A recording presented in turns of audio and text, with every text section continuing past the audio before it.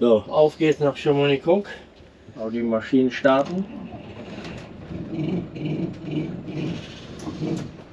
Hier noch den hinteren Bereich und ich kümmere mich um den vorderen Bereich. Wir haben jetzt abgelegt. Wir wollen ja heute nach Chamonix-Cook und da muss man die Zeiten halt beachten. Deswegen legen wir heute schon um 8 Uhr morgens ab.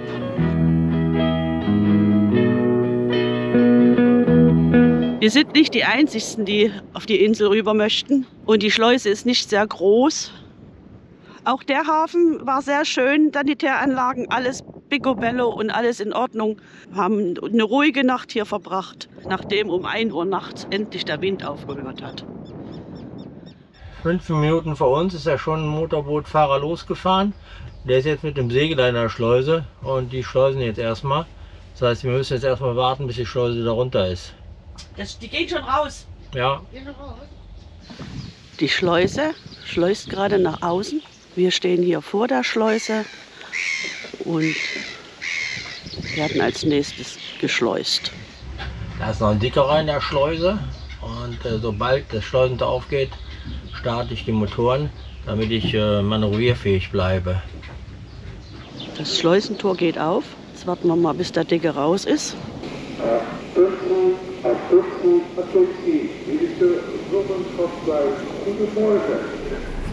Denken eraan om hier uw achtergrond vast te maken. In verband met de sterkenstromen van bitte erst die Hinterleine festmachen. Die hintere Leine. Okay, dann gehe ich erstmal nach hinten.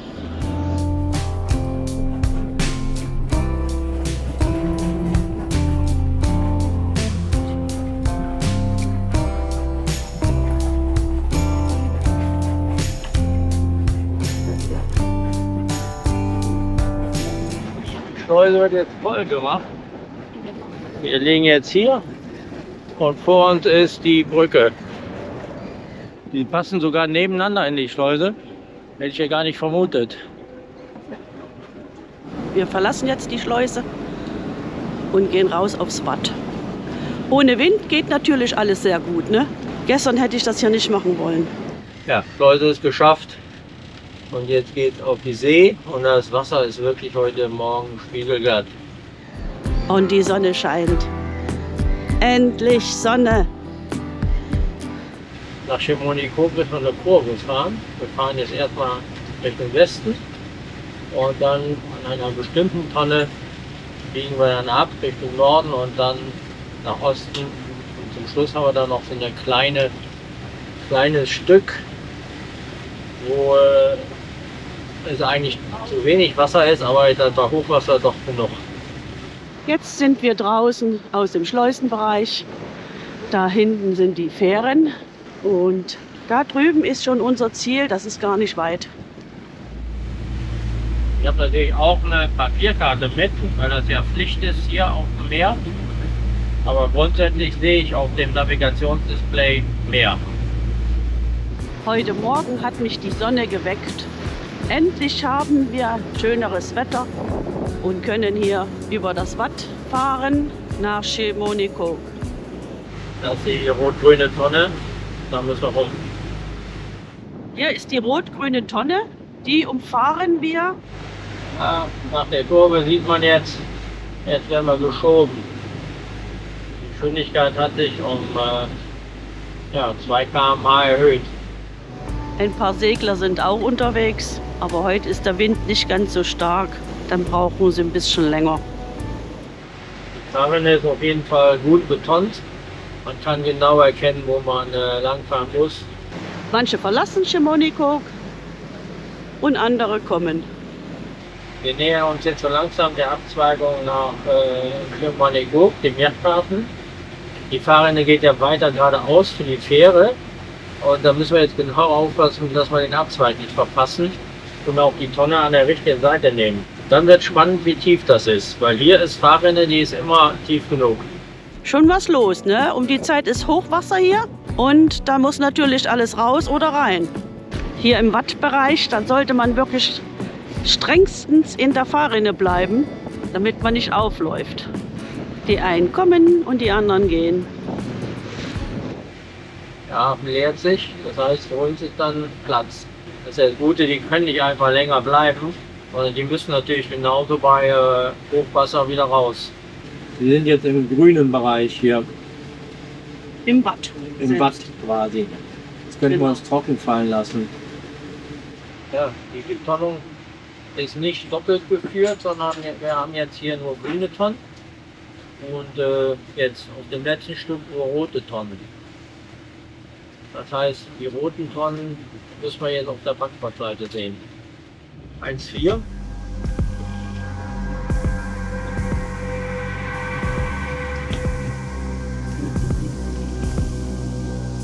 Also wir sind ja am Limit. Also es ist tatsächlich um die Zeit, also jetzt 50 Minuten vor Hochwasser, ganz knapp für uns mit einem Tiefgang von 1,40.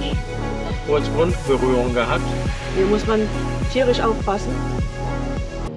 1,4. Also jetzt sind wir wieder 1,3. Jetzt sind wir eigentlich schon zu flach. 1,4. Und jetzt geht's wieder. Da kommt der Dicke. Der will auch an uns vorbei. Man muss hier wirklich tierisch aufpassen bei der Rein- und Rausfahrt. Das ist jetzt schon wieder zu flach.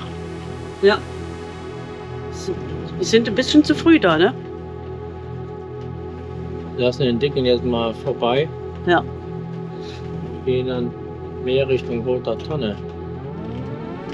Die Tiefe ändert sich hier nicht, interessanterweise. Es bleibt bei 1,3. Wir hängen im Schlick. Kommst nicht mehr raus. Scheibenkleister.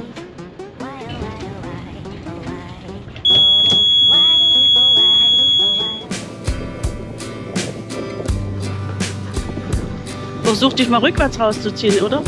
Ich will ja nicht noch wieder weiter rein. Hey Frank, wir sitzen im Schlick fest. Hab ich schon gedacht, aber der Entwickler ist ja durchgekommen. Ja gut, wenn er nur 1,20 hat, wir haben aber 1,40 und hier ist 1,30. Ah klar, wir müssen noch ein bisschen warten, bis wir da aufschreiben. Was wollen wir? Noch ein bisschen warten. Wie spät ist es denn?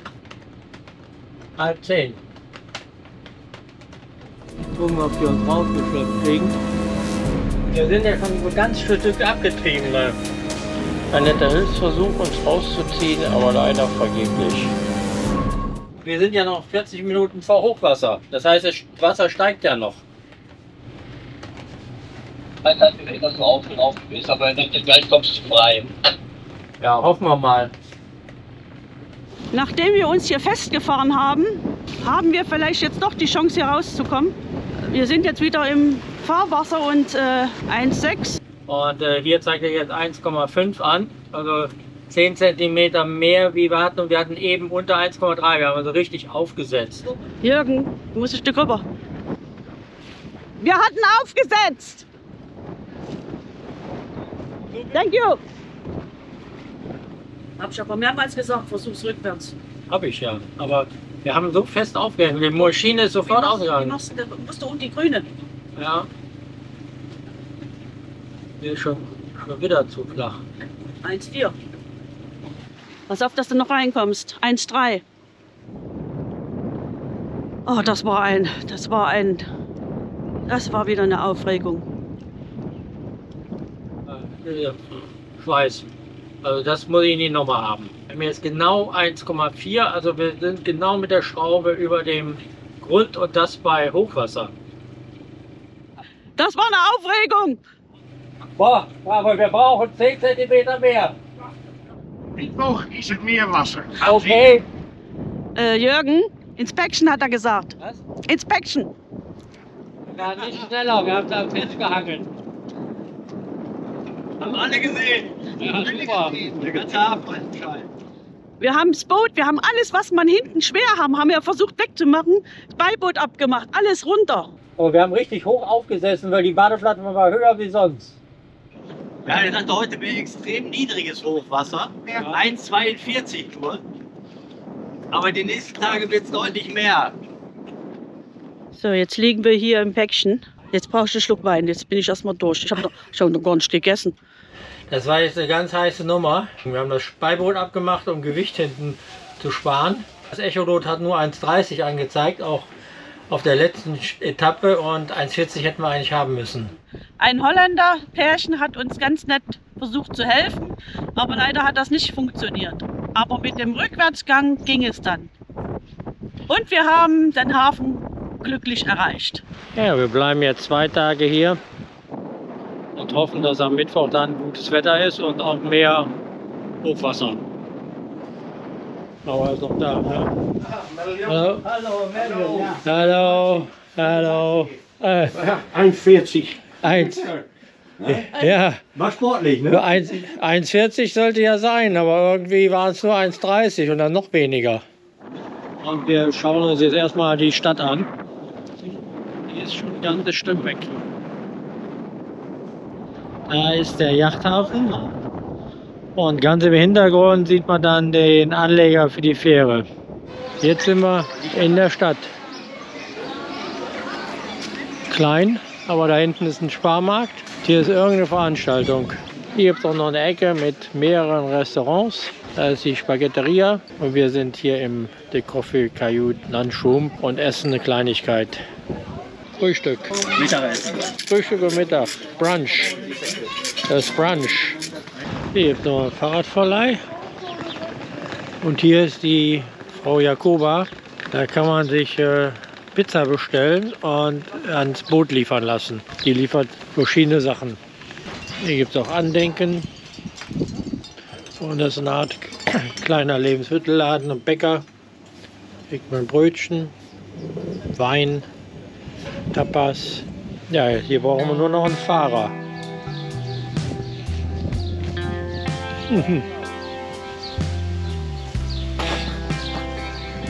Und die Bibliothek. Da vorne ist eine Bushaltestelle. Da müssen jetzt alle Pfingstgäste wieder nach Hause. Die werden dann zur Fähre gefahren. Restaurants, die gibt es überall. Und hier ist die Haltestelle dann zur Fähre. Schauen wir doch mal, was man hier so mieten kann. Das sind die normalen. Wir haben auf 56 Euro für bezahlt. Ja. Aber was hier fehlt, sind diese Elektroscooter. Ja. Auf der Insel sieht man fast nur Schrottfahrräder. Hier kriegt man wenigstens auch ordentliche E-Bikes. Und dahinter gibt es dann Kibbeling. Der beste Kibbeling von Schiermonnikoog. Fischhandel und Fisch und Chips und Kibbeling. Ich will natürlich wissen, warum wir ausgelaufen sind. Deshalb schaue ich mir erstmal die Hafeneinfahrt bei Niedrigwasser an. Absolut krass. Hier ist die Hafeneinfahrt. Und da ist noch ein bisschen Wasser drin. Und man sieht auch dort, wo die Tonnen sind, die Fahrrinne an den Tonnen lang ist. Und da hinten, wo der lang läuft, da ist das Weiße, da ist die Sandbank. Und da haben wir festgesteckt. Eigentlich hätte nichts passieren dürfen, denn nur die Schrauben sind 1,40 tief. Unser Rumpf ist circa 1 Meter im Wasser. Das heißt, da sind locker 40 cm Differenz. Und wir hätten also so über den Schlick gleiten müssen. Also mache ich mich auf den langen Weg durch den Schlick. Bin ich hier mitten im Watt. Und da vorne ist unsere Spur. Und was ich dort sehe, ist keine Sandbank, sondern ein riesiger Haufen alter Muschelschalen. Hier haben wir heute festgehangen. Da nur rote Tonnen vorhanden waren, habe ich gedacht, es ist überall gleich. Aber hier hätte für mich eigentlich eine grüne Tonne hingemusst. Beim Ausweichen sind wir mit den Schrauben in der Muschelbank hängen geblieben und es ging weder vorwärts noch rückwärts. Beim Einkuppeln ist sofort der Motor ausgegangen, weil die Schrauben blockiert haben. Man sieht hier, die Muscheln sind bestimmt 50 cm höher als das normale Watt. Hier helfen Revierkenntnisse. Hätte ich das vorher gewusst, wäre ich dort nicht ausgewichen. Wenn man dann so eine Bank hier erwischt und sich festfährt, keine Chance. Mein Irrtum war, dass ich geglaubt habe, mit mehr Gas einfach über den Schlick hinwegfahren zu können. Man sieht an meinen Füßen, wie weich der Schlick ist. Selbst bei 1,30 hätten wir locker durchkommen müssen. Auch das Abschleppenmanöver war an der Stelle natürlich sinnlos. Hier ist vieles zusammengekommen. 15 cm weniger Hochwasser als normal. Dann genau das Ausweichmanöver an der Muschelbank. Der Wind hat uns immer mehr in die Muschelbank reingedrückt, sodass der Versuch rauszukommen erstmal gescheitert ist. Überall wären wir durchgekommen, nur nicht an dieser Stelle. Wir haben alles Schwere abgebaut hinten und nach vorne geschafft. Genau zum Scheitelpunkt des Hochwassers habe ich mich dann mit Bug- und Heckstahlruder in Richtung Fahrwasser mit dem Heck gedreht und habe dann mit beiden Maschinen Gas gegeben und wir sind freigekommen. Das war ein ganz großes Gewürge. Hätten wir den Hafenmeister vorher angerufen und über unseren Tiefgang berichtet, dann hätte er uns sicherlich an diesem Tag abgeraten zu kommen. Leute mit weniger Tiefgang, wie zum Beispiel Frank mit 90 cm, haben natürlich in Richtung Insel überhaupt kein Problem und können locker fahren. Aber am Ende hat alles geklappt und wir sind froh. Heute sind wir im Hafenrestaurant. Was anderes. Was anders, okay. Gucken, ob das was anderes hier ist. Ah ja. Oh ja. Sieht ja gemütlich aus. Ja. Und mit Wein. Und Marina hat die Suppe und Knackwurst. Lach nicht so. Und wir haben das Beste. Genau, Steak-Tatar zweimal. Ja. Und Nudeln mit Muscheln. Nudeln mit Muscheln. Und ja, war wieder Fisch und Chips. Am nächsten Morgen haben wir gruseliges Wetter. Es ist windig, es regnet, aber es macht gar keinen Spaß jetzt rauszugehen. Wir bleiben jetzt hier im Salon erstmal und schauen, was passiert. Und es wird auch sogar noch richtig stürmisch werden. Sind wir mal gespannt, wie der Wind noch auffrischt. Der Wind kommt genau von vorn. Das ist gut, weil dann platscht nicht so. Der Regen hat nachgelassen, aber der Wind hat jetzt aufgefrischt. Ich gehe jetzt zum Kaffee.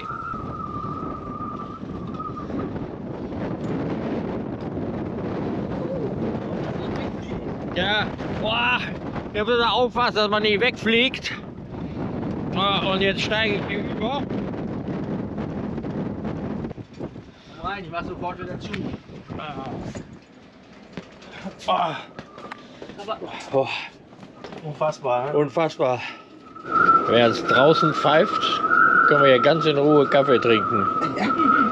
Aber es pfeift auch, ne? Auf dem Deich ist jetzt richtig windig. Oh. Aber die Boote liegen gut geschützt. Da lässt sich nicht meckern. Aber hier oben wird man was weggeweht.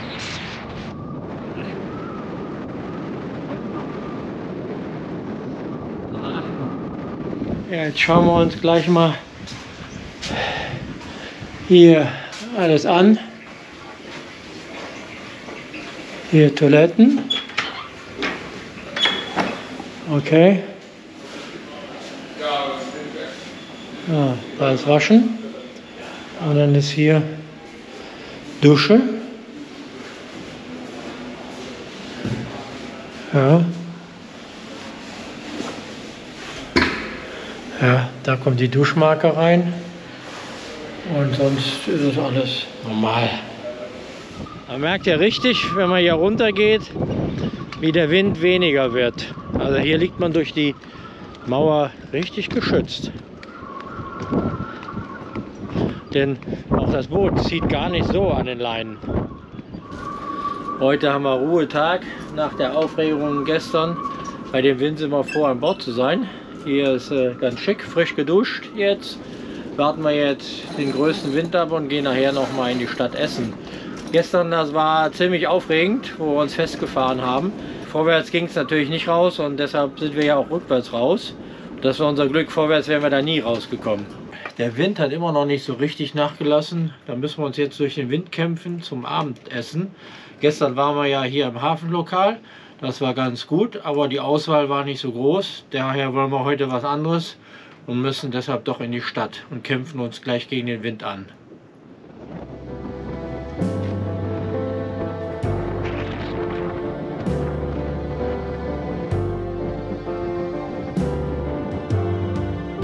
Bis zum Ort ist ein ganz schönes Stück.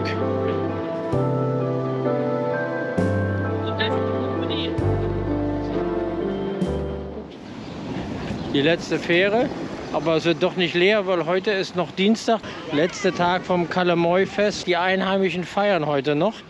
Hier ist der Hahn, glaube ich, oben drin oder irgendwas und der wird vielleicht doch runtergeholt. mit den Öffnungszeiten ist echt ein Graus. Mein Favorit, die Spaghetteria mit dem leckeren Nachtisch, hat Dienstag und Mittwoch zu. Heute sind wir beim Hotel Die Vier Damen. Ein sehr schöner Laden. Schönen Tisch hier in der Ecke gekriegt. Gefällt mir. Was haben wir jetzt hier bestellt? Chipirones, kleine Tintenfische frittiert. Okay. Alle viermal. Ja, die Hauptspeise Caesar-Salat mit Thunfisch, Rendang, Curry und das gleiche und einmal Beef. No, okay. Sehr, sehr gut. Ja, heute mal eine andere Art von Essen wie sonst, kein typisch holländisches Lokal. Einige Sachen, die man sonst nicht kriegt. Das war sehr lecker und war etwas hochpreisig, aber entsprechend sein Geld wert. Klare Empfehlung. Da hinten sehen wir jetzt, der Baum ist weg, das Fest ist vorbei. Hier wohnt sich wirklich schön, alles so niedliche kleine Häuschen. Sehr, sehr schön. Und jetzt gehen wir zurück zum Boot und morgen früh geht es dann auch schon weiter. An der Hafeneinfahrt legen immer wieder dicke Boote an, um sich trocken fallen zu lassen. der hat auch nur einen Tiefgang von 1,14 Meter. 1,14 Meter, ne? Am nächsten Morgen haben wir endlich Traumwetter. Die Sonne lacht, der Wind ist weg, die ersten kommen schon rein um 9:30. Und wir wollen in einer Stunde ungefähr auch aufbrechen. Wir wollen auf jeden Fall sicherstellen, dass wir nicht auflaufen. Wer natürlich weniger Tiefgang hat, der kann natürlich auch schon viel früher kommen. Denn jetzt in den letzten 2 Stunden ist dann nicht mehr so viel Unterschied. Schade, dass die letzten 2 Tage so schlechtes Wetter, Regen und Wind hatten und nicht so viel von der Insel sehen konnten. Chamonix-Cook war richtig schön. Die Insel hat einen total anderen Flair wie die anderen Inseln. Leider war das Wetter zu schlecht, um die Insel wirklich richtig zu erkunden. Daher müssen wir irgendwann hier nochmal zurück. Wir warten jetzt auf das Hochwasser, damit wir da rauskommen. Denn das Desaster beim Reinfahren, das wollen wir nicht nochmal erleben. Mit 1,40 ist es wirklich extrem knapp. Die meisten Boote, die hier reinkommen, sind deutlich flacher und haben daher kein Problem. Aber wir müssen uns direkt an den Tonnenstrich halten. 2 Meter von der roten Tonne entfernt bis vielleicht 10 Meter ist ideal. Ansonsten, ja, es ist hier sehr teuer mit über 50 € pro Nacht. Und auch die Restaurationen sind hier auch hochpreisig. Da muss man sich dran gewöhnen oder man verpflegt sich eben selbst. Ansonsten war es eine tolle Erfahrung, hier mal rausgefahren zu sein. Und ja, wir werden irgendwann nochmal wiederkommen. Und sobald wir relativ hohes Wasser haben, da fahren wir raus. Die ersten kommen schon rein. Ja, die ersten kommen natürlich alle schon rein. Wir haben weniger Tiefgang und können natürlich schon reinkommen. Warten natürlich alle auf unseren Platz, ist ja klar. Und deshalb werden wir natürlich irgendwann auch vom Hafenmeister gedrängt, loszufahren. Und ja, am Ende, die letzte Stunde tut sich nicht mehr so viel im Hochwasser. Wir werden also etwas vor Hochwasser hier rausfahren. Und wir freuen uns jetzt wieder auf das nächste Ziel, wahrscheinlich Dokkum.